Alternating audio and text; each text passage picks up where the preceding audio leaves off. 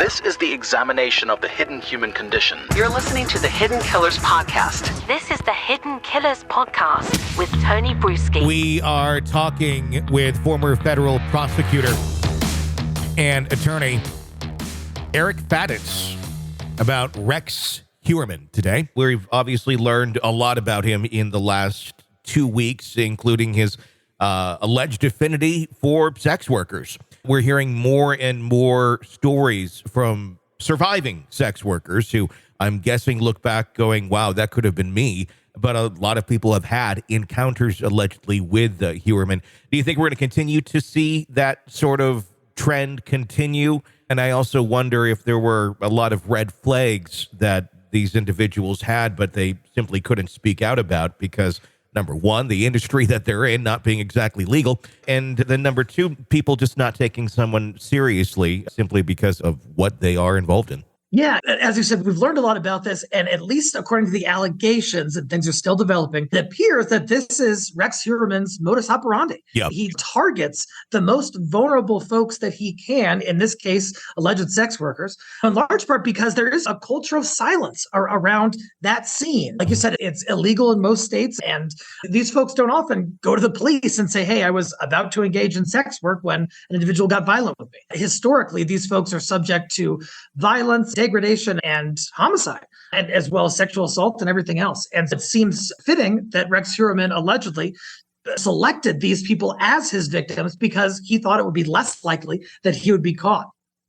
When you really look at it, and it's something that I think a lot of us don't look at very closely, this is an area that it really is a playground for abusers and horrible people taking advantage of these women. It's not always just somebody that's paying someone for sex and then they go on their way and that's the end of the day. It really seems to be an outlet for this type of character. It really makes me wonder if there were more things in place or more protections in place, or even, I don't even know if I want to say it being legal or not, but in theory, if it were, would this sort of individual be allowed to flourish as long as he did?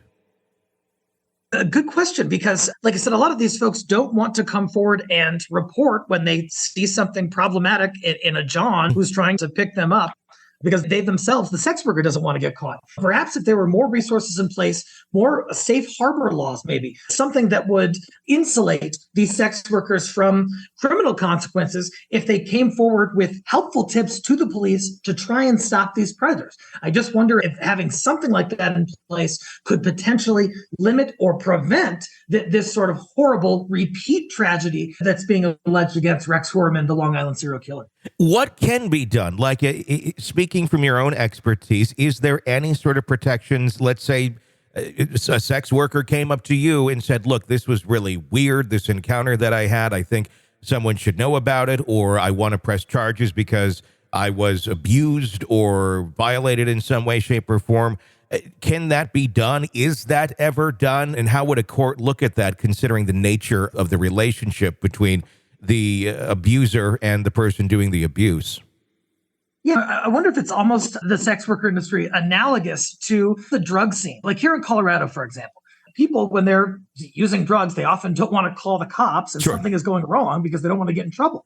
But here we have a law that essentially says if someone is overdosing through the use of drugs, even if you're there doing it with them, you can call police to try and help them, and you're not going to get charged with a crime. I'm just wondering if having some kind of protection in place for the sex worker industry under similar circumstances when they believe that a crime has happened or is likely to happen. I wonder if having that in place would encourage more of these folks to speak out, more of these red flags to become apparent to law enforcement, and investigations to begin sooner before these tragedies keep recurring.